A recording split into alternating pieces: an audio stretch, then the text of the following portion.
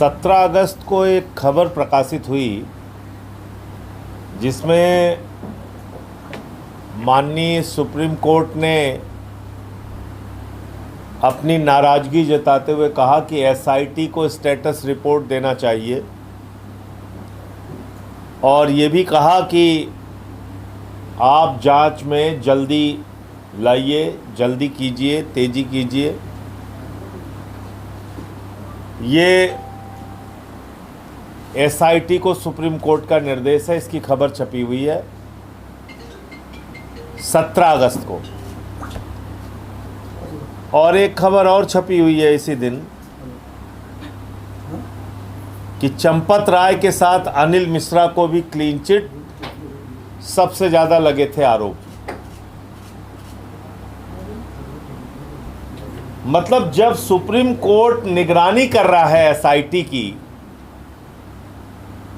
Status report मांग रहा है कि भाई कहां तक आपकी जांच पहुंची, उसका स्टेटस बताइए, ऐसे समय में अखबारों में खबरें प्रकाशित कराई जा रही हैं कि चंपत राय और अनिल मिश्रा को क्लीन चिट मिल गई। यानी कि चढ़ावे चोरी और चंदा चोरी के मुख्य आरोपियों को पूरी तरीके से क्लीन चिट मिल गई। अब यह मामला क्या है? यह मामला है, एक एसआईटी बनी थी पूर्व में जिसमें विजय पंत जी, विजय विश्व पंत शायद नाम उनका, विश्वास पंत, विजय विश्वास पंत जी अध्यक्ष थे उस एसआईटी के। और उस एसआईटी की एक रिपोर्ट लीक हुई थी। वो रिपोर्ट की कॉपी हमारे पास है और इसमें पन्ना नंबर 6 गायब हो गया था। पत्रकारों के पास सब था लेकिन पेज नंबर 6 गायब था। आज वो मैं पेज नंबर 6 आपके सामने पढ़ने जा रहा हूं। वो पेज नंबर 6 भी मिल गया है और ये रिपोर्ट राम जन्मभूमि ट्रस्ट के 6 जुलाई की मीटिंग के पहले लीक कर दी गई थी, क्योंकि 6 जुलाई की मीटिंग का जो एजेंडा था, गोविंद गिरी जी जो कोषाध्यक्ष जी ने बुलाया था, उसमें एजेंडा था चंपत राय और अनिल मिश्रा के इस्तीफे पे चर्चा और दूसरा एजेंडा था एसआईटी की जो रिपोर्ट आई है कि किसके किसके ऊपर आरोप लगा है, नहीं लगा है। तो आनंद फानन में यह रिपोर्ट पेज नंबर 6 गायब करके जारी कर दी गई कि देखिए देखिए साहब, इसमें तो कोई दोषी है ही नहीं है। न चंपत राय जी दोषी है, न अनिल मिश्रा जी दोषी है, क्योंकि उनको भरोसा था कि राम जन्मभूमि ट्रस्ट जो मीटिंग करने जा रहा है, हो सकता है हमारे इस्तीफे को अस्वीकार कर दे और चंपत राय और अनिल मिश्रा दोबारा आ जाए। लेकिन ऐसा हुआ नहीं। उसके एक सीनियर सदस्य ने विरोध किया, जो वकील हैं, ऑनलाइन शायद जुड़े थे, और इनका इस्तीफा वापस नहीं हो पाया। अब पेज नंबर 6 क्या कहता है? एक तो पेज नंबर 4 है जिसमें बताया गया है कि किस तरह से 40 दिन में 70 बार चोरी हुई। ये इस रिपोर्ट में अंकित है। इसमें उन आरोपियों के भी नाम अंकित हैं जो प्रथम दृष्टया दोषी पाए गए: अविनाश शुक्ला, अनुकल्प मिश्रा, लवकुश मिश्रा, मनीष कुमार यादव, करुणेश पांडे, रमाशंकर मिश्रा। ये 6 लोग जो प्रथम दृष्टया दोषी पाए गए थे, उनका भी नाम अंकित है। और इसमें यह भी लिखा हुआ है कि करीब करीब 81 लाख रुपए की बरामदगी हुई। इसकी डिटेल आपको पेज नंबर 5 पे मिल जाएगी। और पेज नंबर 6 जो गायब पेज है, वो ये पेज नंबर है। इसमें साफ तौर पे लिखा है कि डॉक्टर अनिल मिश्रा ट्रस्ट के पदाधिकारियों में से एक थे तथा वित्तीय मामलों एवं नकदी संकलन के प्रबंधन के कार्य का पर्यवेक्षण एवं प्रक्रिया का अनुश्रवण कर रहे थे। बैंक के साथ तय एसओपी सहमति बिंदु तैयार करने में श्री मिश्रा ट्रस्ट के प्रतिनिधि थे। उनकी भूमिका महत्वपूर्ण थी क्योंकि एसओपी ढांचा तथा बैंक के साथ समन्वय धनराशि एवं गणना व्यवस्था के प्रत्यक्ष रूप से संबंधित थे। तलाशी न किए जाने का विषय भी उन्हें आंतरिक माध्यमों से अवगत कराया गया था।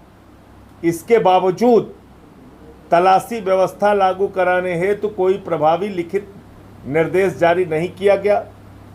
इसी प्रकार बायोमेट्रिक उपस्थिति, निर्धारित वेशभूषा, निजी वस्तुओं पर प्रतिबंध, हुंडीवार गणना, मूल्य वर्गवार अभिलेखीकरण एवं दैनिक प्रतिवेदन व्यवस्था को लागू कराने हेतु कोई भी प्रभावी सुधारात्मक आदेश जारी नहीं किए गए। श्री मिश्रा तलाशी हेतु पूर्व निर्धारित व्यवस्था को शिथिल करने के भी उत्तरदायी हैं। श्री मिश्रा चढ़ावे की चोरी हो जाए इसके लिए कोई कदम ना उठाया जाए, जो नियम बनाए गए उसका पालन ना किया जाए, उस पूरी व्यवस्था को शिथिल किया जाए, इसके लिए सीधे तौर पे दोषी हैं। ये पेज नंबर 6 में लिखा हुआ है। एसआईटी की पहली जो रिपोर्ट थी, या तो वो सामने आके इसको मना करे कि ये झूठी रिपोर्ट है, झूठा पन्ना है, क्योंकि ये पन्ना बदलवाया गया। मैं आपको बता रहा हूं, आगे रिपोर्ट चेंज कराई गई। ये पेज नंबर 6 परिवर्तित कराया गया। आगे और मैं पढ़ रहा हूं। बैंक एवं ट्रस्ट द्वारा गणना प्रक्रिया के संबंध में जो एसओपी बनी थी, ट्रस्ट की तरफ से इसके सूत्रधार डॉक्टर अनिल मिश्रा थे। ट्रस्ट के सदस्य होने के नाते उनका उत्तरदायित्व तो था कि जो एसओपी उनके स्तर से जारी की गई थी उसका प्रभावी क्रियान्वयन कराने में सतत अनुश्रवण करते एवं इस दिशा में सक्रिय भूमिका निभाते। डॉक्टर अनिल मिश्रा इन दायित्वों के प्रति उदासीन रहे, जिससे चोरी गबन की घटना होने की परिस्थिति उत्पन्न हुई। यह भी पेज नंबर 6 में लिखा हुआ है। तो जो व्यक्ति साफ साफ दोषी है पहली रिपोर्ट में ही, उसको क्लीन चिट कैसे मिल सकती है? सारे चढ़ावे चोरी का जो सूत्रधार है डॉक्टर अनिल मिश्रा, चंपत राय, उनको क्लीन चिट कैसे मिल सकती है? और आगे आइए, 7वां पेज।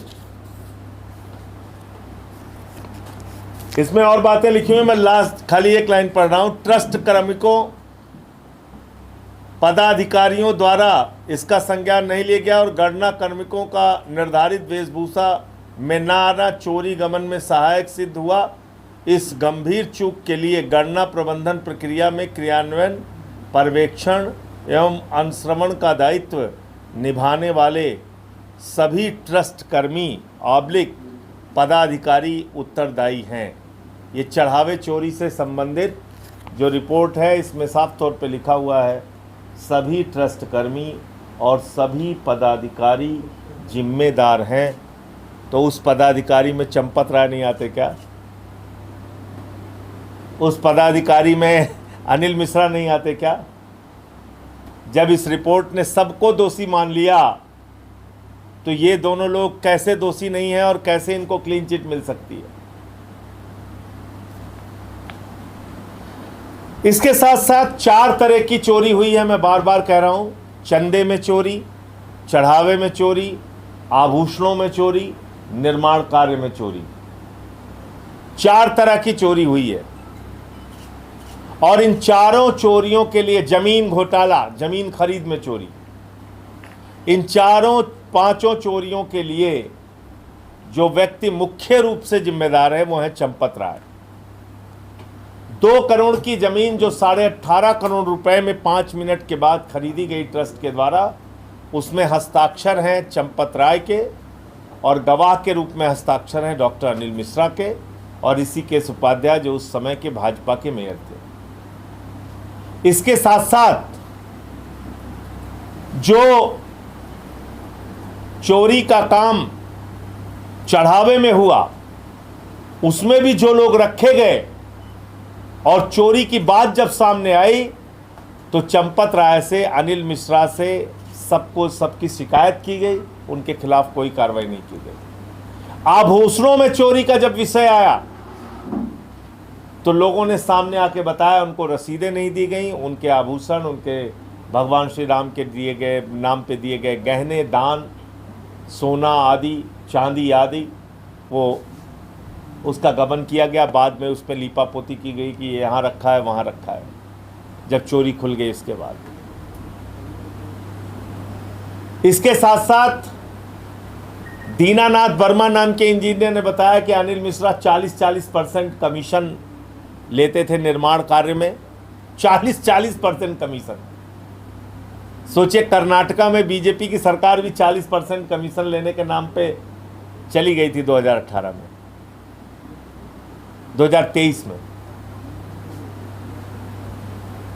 अब आप देखिए, उसको भी कहाँ इन्होंने किनारे कर दिया पता नहीं। महिपाल सिंह ने शिकायत की थी चढ़ावे चोरी की, चंपत राय जी से शिकायत की थी, उनको कहाँ किनारे कर दिया गया पता नहीं। तो जो मुख्य किरदार हैं, अगर उन्हीं को बचाया जाएगा तो फिर कौन सी जांच हो रही है, कौन सा दूध का दूध पानी का पानी हो रहा है। और प्रभु श्री राम के मंदिर के नाम पे जो चंदा चोरी और चढ़ावा चोरी हुई है, उसमें कौन सा न्याय योगी जी और मोदी जी करने जा रहे हैं, अगर ये हालत जांच की है तो अभी किरण एस जी, और ये भी सूचना मुझे मिली है, मुझे कोई इसके बारे में कोई आधिकारिक जानकारी नहीं है, लेकिन मुझे सूचना मिली है किसी से कि विजय विश्वास पंत जी जो अध्यक्ष थे पहली एसआईटी की, जब वो इससे हटे तो उसके पीछे भी एक बड़ा कारण ये था। हालांकि मैं जानता हूं, मैं कहूंगा तो सरकार का दबाव उनके ऊपर पड़ेगा और वो इस बात को मना कर देंगे, लेकिन उनके ऊपर ये दबाव बनाया गया कि पेज नंबर 6 आप बदलिए और अनिल मिश्रा को आरोपित कीजिए। अनिल मिश्रा को जो आरोपित आपने किया उसको हटाइए, जो चढ़ावे चोरी के संबंध में ये सारी बातें आपने लिखी है हटाइए। तो शायद उन्होंने इसका विरोध किया, जिसके कारण से उनको हटना पड़ा। इस प्रकार की जानकारी मुझे है, लेकिन मैं इसके ऊपर कोई आधिकारिक बयान देने वाला व्यक्ति नहीं, क्योंकि ये उन लोगों के बीच की बात है जो सरकार में बैठे हैं और जो एसआईटी के अध्यक्ष थे। मैंने किरण एस जी जो एसआईटी के अध्यक्ष हैं वर्तमान में, उनको ये मेल किया है कि 13 दस्तावेज मैंने एसआईटी को दिया था। 13 दस्तावेज, 2 करोड़ की ज़मीन 18.5 करोड़ में खरीदने वाला, 9 करोड़ की ज़मीन 55 करोड़ में खरीदने वाला, 1 करोड़ 73 लाख की ज़मीन 24 करोड़ रुपए में खरीदने वाला, वो तमाम दस्तावेज और उसके साथ और तमाम दस्तावेज, 13 दस्तावेज मैंने दिया था। 13 दस्तावेज मेरे पास और हैं। अगर पुरानी एसआईटी से आपको वो 13 दस्तावेज ना मिले हों तो मैं पूरे के पूरे 26 के 26 ज़मीन घोटाले से संबंधित दस्तावेज आपको मिलकर सौंपना चाहता हूं। मुझे शीघ्र ही कोई समय दिया जाए, मैं लखनऊ में ही हूं। इसके लिए मैंने ईमेल किरण एस जी को भेज दिया है। अब जैसे ही समय मिलेगा मैं ये तमाम ज़मीन के दस्तावेज उपलब्ध करा दूंगा। मैं फिर एक बार दोहराना चाहता हूं कि ये जो प्रभु श्री राम के नाम पे चंदा चोरी का मामला है, ये कोई सामान्य मामला नहीं है। वर्ष 2021 में मैंने ही इस प्रकरण को खोला था सबसे पहले, और अब वो सारी बातें सामने आ रही हैं जो मैंने उस समय बताया था और सच्चाई दिखाई थी। अगर मेरी बात उस वक्त मान ली गई होती तो शायद इतने बड़े पैमाने पे चोरी की घटनाएं और चंदे के गबन की घटनाएं नहीं होती। मुझे इतनी बात कहनी थी। आपका कोई प्रश्न आप पूछ सर, क्या ये चढ़ावा चोरी का पैसा आरएसएस और बीजेपी के कोष में भी गया या उनके लोगों में को भी मिला है, इसलिए वो बचा रहे हैं? देखिए, जिस तरह से पूरे देश में आपको आलीशान दफ्तर आरएसएस के लोगों के मिल जाएंगे, बीजेपी के लोगों के मिल जाएंगे, तो सीधे तौर पे ये पैसा, देखिए आप याद कीजिए जब प्रभु श्री राम का मंदिर बन रहा था तो उस समय एक मंदिर प्रकोष्ठ बना था। वो मंदिर प्रकोष्ठ क्या करता था? चंदे की वसूली करता था। किसके नाम पे? प्रभु श्री राम के मंदिर के नाम पे। कोई 1000 देता था, कोई लाख देता था, कोई करोड़ देता था, कोई 10 करोड़ देता था, कोई गहना देता था, कोई सोना देता था, कोई चांदी देता था। यानी दिल खोल के लोगों ने पैसा दिया। और उत्तर प्रदेश में तो हालत ये थी, आपको शायद ज़्यादा मालूम होगा मुझसे, विभागों के पैसे बांट दिए गए थे कि सप्लाई डिपार्टमेंट इतना देगा, बिजली विभाग इतना देगा, शिक्षा विभाग इतना देगा। खुलेआम रसीदें काटी गई। तो वो सब पैसा गया कहाँ? वो चंदे का हिसाब कहाँ है? कितना पैसा खर्च हुआ? भाई, जो अनुमान था प्रभु श्री राम के मंदिर के निर्माण में खर्च होने का, वो धनराशि तो 3 गुना बढ़ गई। 3 गुना। तो क्या एस्टीमेट जब बनाया गया उस वक्त गड़बड़ी की गई या फिर एस्टीमेट बढ़ा के हेराफेरी की गई? कैसे पता चलेगा? तो इसलिए भारतीय जनता पार्टी और आरएसएस के लोग सीधे तौर पे प्रभु श्री राम के मंदिर में चंदा चोरी के लिए जिम्मेदार हैं। इसमें कहीं कोई दो मत नहीं। सर, जौहर यूनिवर्सिटी की जो 40 इमारतें थी उसमें 38 इमारतों को अवैध बताकर जो रामपुर डेवलपमेंट अथॉरिटी है उन्होंने नोटिस सर्व किया है। हालांकि इस पूरे मामले पर जो यूनिवर्सिटी ट्रस्ट है उन्होंने कोर्ट का शरण लिया और कमिश्नर वहाँ 25 अगस्त को वहाँ पर डेट लगी। देखिए, आप पूरे प्रदेश में स्कूलों की हालत देख रहे हैं इस समय। छोटे छोटे बच्चे जेन जी के बाद जेन अल्फा अब सड़कों पर उतर आए हैं। 3-3, 4-4 क्लास एक ही में चल रही है। मैंने एक स्कूल अपने सुल्तानपुर का प्राथमिक विद्यालय दिखाया था, कागजों में वो विद्यालय चल रहा है, मौके पे बंद है। विद्यालय स्कूल ही चोरी हो जा रहा है। चंदा चोरी, चढ़ावा चोरी, जमीन पे नाम पे चोरी, बिजली में चोरी, पानी में चोरी, अस्पताल में चोरी, सड़क में चोरी, हाईवे में चोरी, एक्सप्रेसवे में चोरी। तो अब तो पूरा स्कूल चोरी कर ले रहे हैं। पूरा का पूरा स्कूल चोरी हो जा रहा है, कागज में चल रहा है। तो जो लोग स्कूल बंद करते हैं, शिक्षण संस्थानों पे ताले लगाते हैं, तो वो तो जौहर विश्वविद्यालय को गिराने के लिए तैयार बैठे ही हैं। उनको क्या मतलब है विश्वविद्यालय से? भारत का एक भी विश्वविद्यालय, मैं पूरी जानकारी के साथ आपको बता रहा हूं, एक भी विश्वविद्यालय विश्व रैंकिंग में 300 नंबर में भी नहीं है। 300 नंबर, 10, 20, 50, 100 छोड़ दीजिए, 300 नंबर में भी हमारा कोई विश्वविद्यालय हिंदुस्तान का विश्व रैंकिंग में नहीं है। और आप विश्वविद्यालय तोड़ने जा रहे हैं, जौहर विश्वविद्यालय। तो आप तोड़िए, आपको राजनीति करनी है, हिंदू मुसलमान करना है, आप तोड़िए विश्वविद्यालय। लेकिन इसका हिसाब देना पड़ेगा कि 1 लाख सरकारी स्कूल किसने बंद किया। जम्मू में मेडिकल कॉलेज बंद करा के नाच रहे थे वाजपेयी। 1,20,000 सरकारी स्कूल हिंदुस्तान में ऐसे हैं जहां सिर्फ एक टीचर है। 1,19,000 सरकारी स्कूल ऐसे हैं जहां बिजली का इंतजाम नहीं है। 98,000 सरकारी स्कूल ऐसे हैं जहां पे बच्चियों के लिए टॉयलेट का इंतजाम नहीं है, स्कूलों के रास्ते बने नहीं है। आप देख रहे हैं, अभी वीडियो आ रहे हैं, बच्चे निकल रहे हैं सड़क पर। लखनऊ में प्रदर्शन हो रहा है, हमीरपुर में, बांदा में। कल मैं देख रहा था महोबा में बच्चों को दरोगा लात से मार रहा है। ये हो रहा है योगी जी के राज में। तो शिक्षा से इनका कोई लेना देना नहीं है, इसलिए जौहर विश्वविद्यालय तोड़ेंगे। इनका काम है, यही काम, शिक्षण संस्थानों को गिराना। क्योंकि मोदी जी का नारा है, अनपढ़ रहेगा इंडिया तभी तो अंधभक्त बनेगा इंडिया। उनको अंधभक्त बनाना है, अनपढ़ बनाना है इस देश को। और कोई प्रश्न हो आप लोगों को? कांग्रेस ने जो की बैठक थी उसमें वंदे मातरम का 2 ही लाइन गीत गाने की बात हुई। उसके बाद बीजेपी कह रहे हैं कि ये लोग तुष्टीकरण की राजनीति करते हैं, ये लोग देश विरोधी हैं। अरे भैया, आज़ादी के आंदोलन में आरएसएस और बीजेपी की भूमिका का पता है? बीजेपी के पुरखे, तब तो बीजेपी नहीं थी, पता है आपको? मैं बता देता हूँ 2 मिनट में, और भाजपाइयों से पूछिएगा। इन्होंने मोहम्मद अली जिन्ना के साथ श्यामा प्रसाद मुखर्जी ने 3 राज्यों में सरकार बनाई। अंग्रेज गवर्नर को श्यामा प्रसाद मुखर्जी ने 1942 में चिट्ठी लिखी, जो इनके प्रेरणा पुरुष हैं, यही प्रेरणा स्थल पे उनकी बहुत बड़ी मूर्ति लगी हुई है। श्यामा प्रसाद मुखर्जी ने अंग्रेज गवर्नर को चिट्ठी लिखी कि भारत छोड़ो आंदोलन को कुचल देना चाहिए। यह चिट्ठी लिखी, ये इनका इतिहास है। और जान लीजिए आगे आप, 26 जनवरी 1930 को उस समय की कांग्रेस ने आह्वान किया कि पूरे देश में तिरंगा झंडा फहराया जाएगा, और 20 जनवरी 1930 को आरएसएस के प्रमुख डॉक्टर हेडगेवार ने अपने स्वयंसेवकों को चिट्ठी लिखी कि 26 जनवरी को हम तिरंगा झंडा नहीं फहराएंगे, हम आरएसएस का झंडा फहराएंगे। आज तक किसी शाखा में तिरंगा झंडा फहराते हुए आपने नहीं देखा होगा, वो आरएसएस का झंडा फहराते हुए।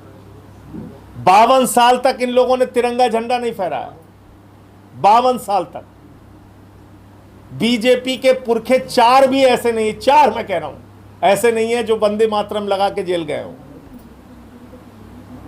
इनकी एक पत्रिका आती है ऑर्गेनाइजर, उस पत्रिका का 28 दिसंबर 1949 का अंक मैंने अपने ट्विटर पे डाला है, पढ़ लीजिएगा।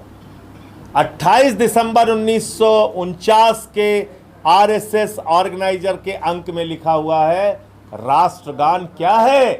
राष्ट्रगान जनगण मन अधिकारियों की पार्टी में गाया जाने वाला आइटम ऑफ इंटरटेनमेंट है। ये लिखा है राष्ट्रगान के बारे में संघियों ने। ये बात करेंगे देशभक्ति की, ये बात करेंगे वंदे मातरम की। 24 जनवरी 1950 तारीख नोट कर लीजिए, भारत की संविधान सभा ने वंदे मातरम को राष्ट्रीय गीत के रूप में स्वीकार किया। इसमें बीजेपी का क्या योगदान है? आप बीजेपी के योगदान पे मुझसे 4 घंटे बहस करना चाहेंगे तो मैं आपको साबित कर सकता हूं कि इन लोगों ने, इनका चरित्र देश विरोधी रहा है, और देश विरोधी घटनाओं में नंबर 1 पे अग्रिम पंक्ति में इनके पुरखे खड़े थे, जिन्होंने देश के साथ धोखा किया, अंग्रेज़ों का साथ दिया, भारत छोड़ो आंदोलन के खिलाफ काम किया, मोहम्मद अली जिन्ना के साथ काम किया। ये सारी बहस और जानकारी मैं आपको दे सकता हूँ। तो इसलिए देशभक्ति की कोई भी बात बीजेपी के मुंह से बिल्कुल अच्छी नहीं लगती। उनको पहले सामने आके पूरे देश से मोहम्मद अली जिन्ना के साथ 3 राज्यों में सरकार बनाने के लिए माफ़ी मांगनी चाहिए, उनके पुरखों ने जो गलती की। राष्ट्रगान को आइटम ऑफ इंटरटेनमेंट कहा, उसके लिए माफ़ी मांगनी चाहिए। श्यामा प्रसाद मुखर्जी ने भारत छोड़ो आंदोलन को कुचलने की बात कही, अंग्रेज गवर्नर की दलाली की, उसके लिए माफ़ी मांगनी चाहिए। 52 साल तक तिरंगा झंडा नहीं फहराया, उसके लिए माफ़ी मांगनी चाहिए। हेडगेवार की चिट्ठी अपने स्वयंसेवकों के लिए है, वो उसकी कॉपी मैंने राज्यसभा में भी दिखाना चाहा था, सभापति जी ने मुझे रोक दिया था, लेकिन मैंने वो चिट्ठी भी डाल दी है, पढ़ लीजिएगा, उसके लिए माफ़ी मांगना चाहिए। Sir, deputy CM Keshav Prasad Maurya ने अपनी सरकार के कामकाज पर सवाल उठाया। उन्होंने कहा इलाहाबाद में जिस तरह से इलाहाबाद डूबा हुआ पानी में, समय रहते काम हुआ होता तो ऐसी स्थिति ना आती। तो भैया वो डिप्टी सीएम है, काम कौन करेगा? बाबा जी और वो वही मिलके करेंगे। अब बाबा जी या तो उनकी नहीं सुन रहे हैं या वो बाबा जी की नहीं सुन रहे हैं, पता नहीं क्या मसला है, मुझे नहीं मालूम। लेकिन यहाँ डबल इंजन की सरकार है, हम लोग ऐसा सुनते हैं। मोदी जी आते हैं, वो कहते हैं हम डबल इंजन है। योगी जी जहाँ चिल्लाते हैं, बोलते हैं, भाषण देते हैं, वो कहते हैं हम डबल इंजन है। तो मेयरों नहीं कहे तो 3 इंजन जब काम ना करता है, खटारा हो गया तो कहे हम काम कैसे कीते। 3 इंजन लागा है, पंपिंग सेट लागा है, सब लागा है, जब पानी ना निकलता है मस्त तो हम काव करी भैया। 3 इंजन की सरकार है प्रयागराज में। तो इसलिए मोदी जी ने तो कहा था हमारे यूपी के नौजवानों के लिए कि नौजवानों चिंता मत करना, गोबर से तुमको हम रोजगार दे देंगे। देखिए बच्चे हंस रहे हैं। आप बताइए, कहा था नहीं कहा था? गोबर से रोजगार देने के लिए कहा था 19 के चुनाव में। गौमूत्र खरीदा जा रहा। तो इसलिए अच्छा, उसमें रोजगार दिया है कुछ लोगों को? मुझे नहीं पता। उसमें में भी मिलावट करती, भैंस का मूत्र मिला देते हैं।